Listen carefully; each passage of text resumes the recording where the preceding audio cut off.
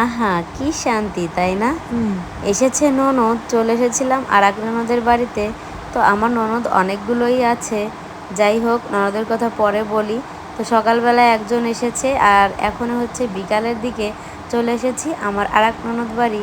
তো এখানে এসে হচ্ছে কিছুক্ষণ বসে টসে থাকার পরে চলে এসেছিলাম ননদের বাড়ির পাশে, একেবারেই বাড়ির পাশে, মানে ওদের উঠানের সামনে থেকেই বিলটা শুরু, মানে ওদের বাড়ির সামনে, মানে উঠানের নিচ থেকেই শুরু নৌকা।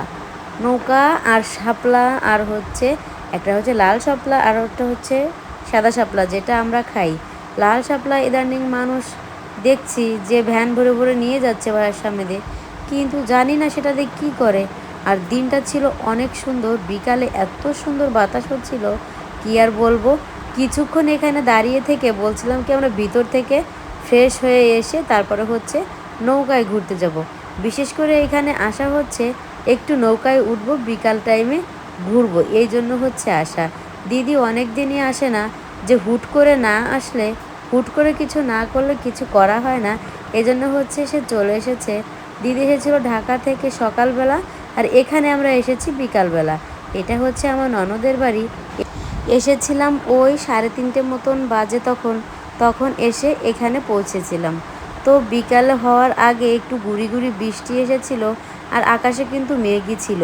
এই জন্য হচ্ছে ঘরে কিছুক্ষণ বসে থাকার পরে যখন আকাশ থেকে মেঘটা চলে যায়, তারপরে হচ্ছে কি আমরা একটু মানে আমাদের মানে ওই যে উঠানের সামনে ওইদিকে হেঁটে গিয়েছি। ওইখানে গিয়ে তারপরে মাকে বলছিলাম কি যে কিছু কলমি শাক ছিঁড়ে নিয়ে আসি, রান্না করে খাবো, একেবারে ফ্রেশ।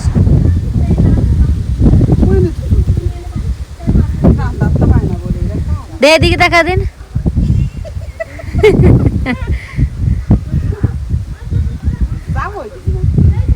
পরে তুমি যদি ব্রেক ফেল করে দাও।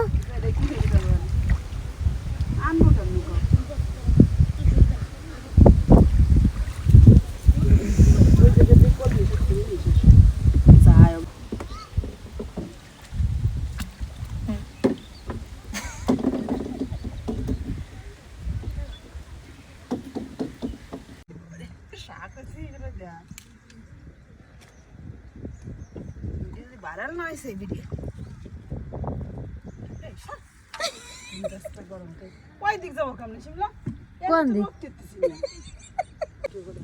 কিসের জন্য ওরা খেলা করবে না ওদিন, ওরা খাইতে শিমলা বুঝবে না মানুষ যে তুই উঠেছে দেখো ওটা হলো ফান।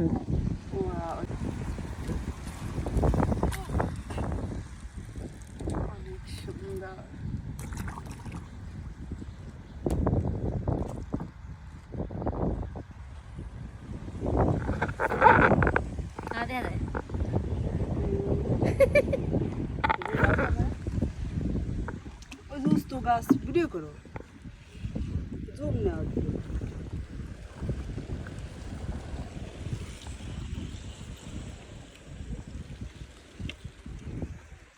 এই যে কলমি শাকের রাস্তা না, ওই তো তাই তো বললাম, ওই যে আগা আগা তুললে যাবো।